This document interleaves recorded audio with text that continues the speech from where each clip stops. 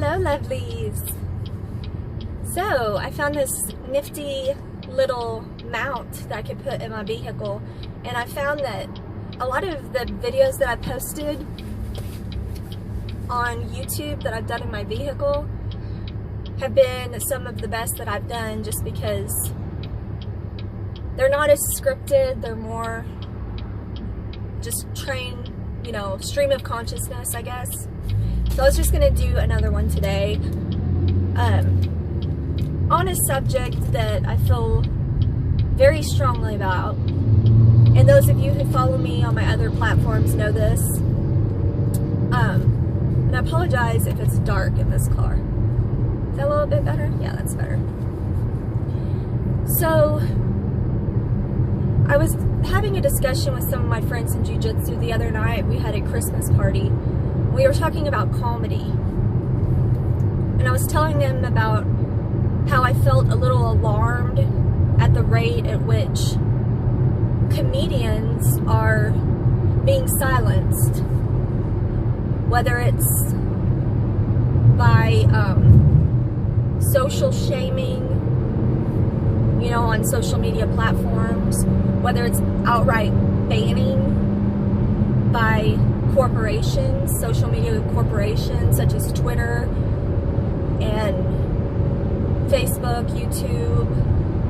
Now we have this situation that's happening with Sargon of Akkad, aka Carl Benjamin, with his Patreon page, and Patreon coming under fire about banning people not based on their breaking of any of the terms and conditions under Patreon, but because of their brand, or their brand on social media in general, which essentially means that what someone says, regardless as to whether it was something that was said on Patreon, what someone says on another platform can be taken into consideration as their quote-unquote brand. So Patreon has taken it upon themselves to be the police of speech, apart and totally disconnected from their platform and their terms of service. Although this is happening with figures, free speech figures all over social media, which is alarming to me because I'm a free speech absolutist, as I've said umpteen jillion times before, that unless it's yelling, you know, an imminent call to violence or an imminent call to action, you're yelling fire in a crowded theater, I think free speech should be uninhibited completely, because free speech in its nature contains speech which you or any individual in the world may find offensive. There's absolutely no way to police speech, and that's why we have the First Amendment. So getting to the crux of the matter, it's incredibly dangerous in a society when comedians in particular begin to be silenced. And I say this because of history, what I know of history, and because whether you realize it or not, the objective truth of the matter is that comedians are society's buffer. They're the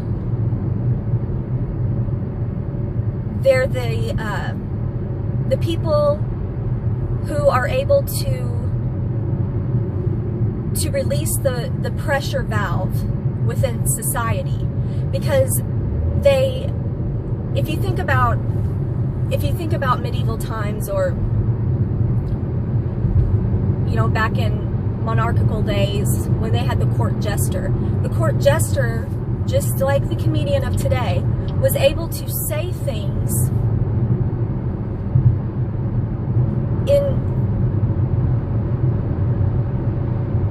and speak truth that no one else could speak, and they could do it under the guise of comedy. So as an example, Norm Macdonald, I always go to Norm Macdonald kind of as the cornerstone of comedy within our country, because he's timeless, he's brilliant, and as far as living comedians today, I think he's the best at his craft. Norm Macdonald has been a veritable authoritarian weather vane within society. Tell Norm Macdonald that and that's why he lost his job on SNL, because he refused to stop making O.J. Simpson jokes and Michael Jackson jokes. He refused to do it. And Don Ohlmeyer, who was the owner of the network at that time, when Norm was doing the news on SNL, the Weekend Update, Don Ohlmeyer was the one giving the order for Norm to shut his face. Norm wouldn't do it, and Don Ohlmeyer passed the word around to the underlings, and despite Lorne Michaels' feelings on the matter, Norm was fired. And Norm didn't care. I mean, obviously he cared at the time, that was his paycheck, but he was doing what a comedian does. You find the sore spot within society and you massage it out, you needle it out. You find that pressure point, and like a dog with a bone, you make jokes about it, and it creates a levity. It releases that social tension where we can laugh together. When you remove the ability of Americans to laugh in unison at something that may otherwise be a tragic topic of conversation, comedy has the ability to heal. Comedians have the ability to take a subject that would otherwise be maybe a traumatic subject or a traumatic topic, and use words, string the words together in a precise way as to be funny. Comedy can be exponentially more effective in healing emotional wounds. It brings people together on certain topics where they may disagree. But comedians, a good comedian, can make a joke and, as I said, string the words together in a precise way as to bring people together. And when you begin to silence comedians because you are offended, that is antithetical to what America is about, what our First Amendment is about, and B, it's incredibly dangerous. It emphatically is toxic and dangerous for our society when you strip the rights of a comedian to be able to practice his craft and practice it effectively. So many comedians have been silenced. The bad comedians haven't been silenced. The most offensively unfunny comedians, and I'm not speaking in partisan terms, I'm speaking like objectively unfunny comedians haven't been silenced because they're towing the party line. They're towing the narrative of the leftists who own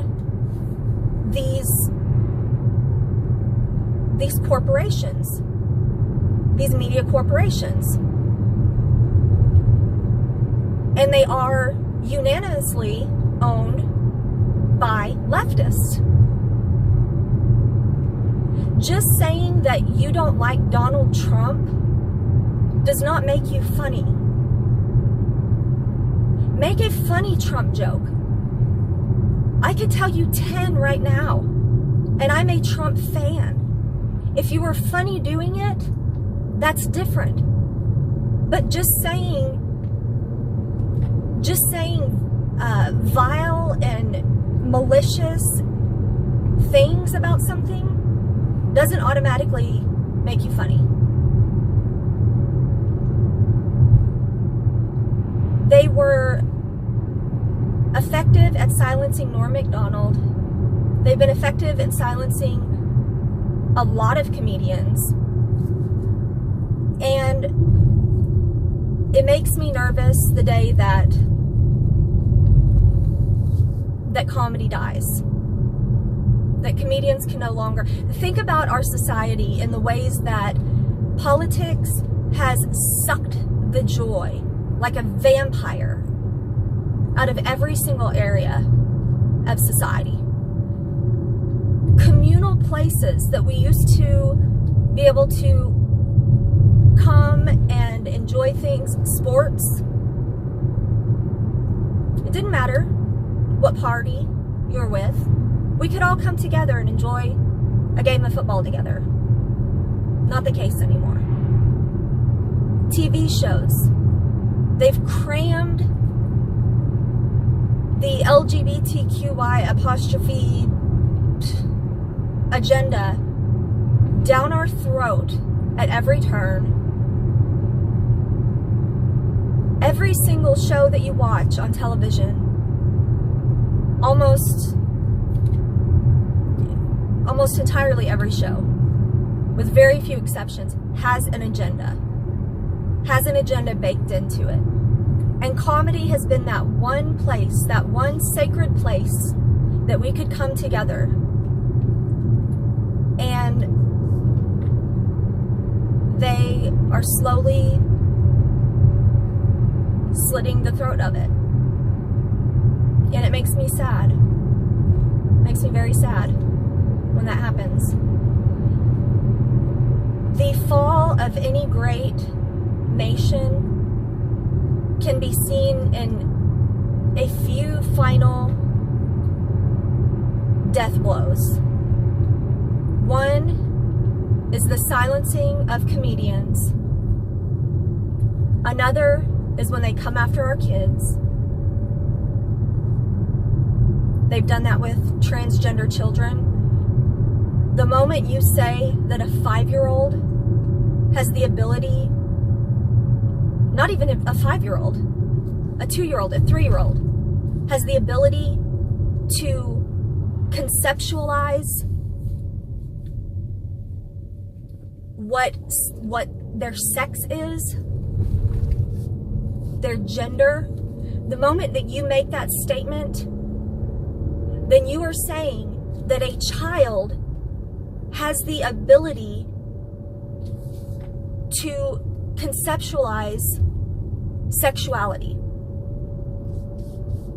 That is one step away from saying that a child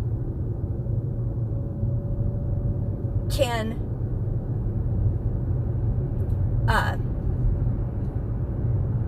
offer consent. You're just a gnat's whisker away from that. And I guarantee you that will be the next step. So when you have comedians like Kevin Hart, who said, 10 years ago, that he didn't want his 3-year-old son to be a sodomite.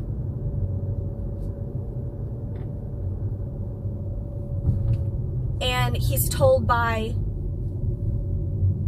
not the Golden Globes, the Oscars, that despite the fact that he disavowed those comments, already, this is a dead issue. He already said I've said things in the past that I would not say now. Everyone grows, everyone changes their opinions, blah, blah, blah.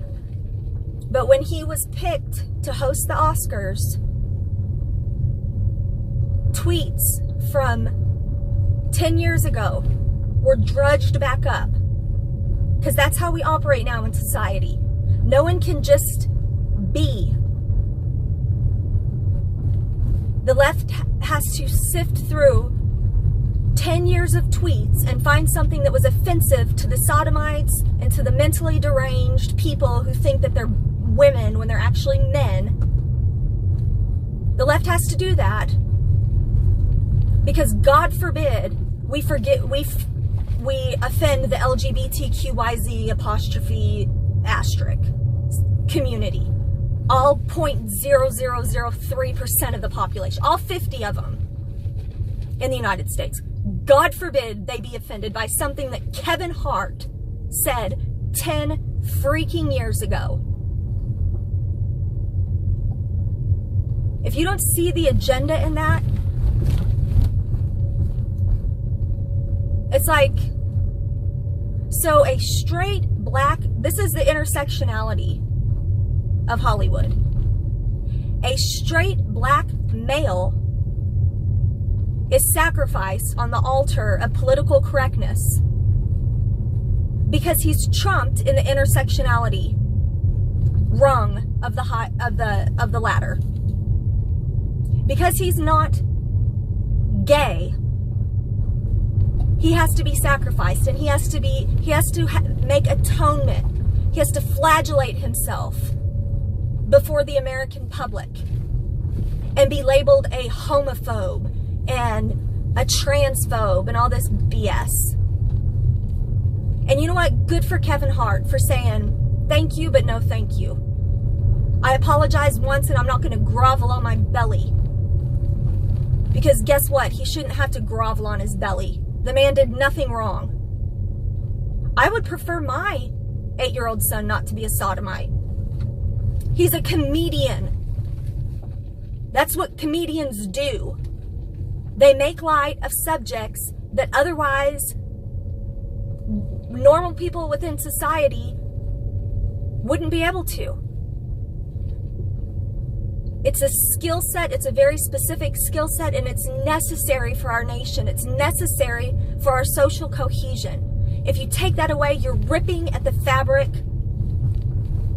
of our nation. You're ripping at the social fabric of our society. And it's not going to stop. They're going to keep doing it.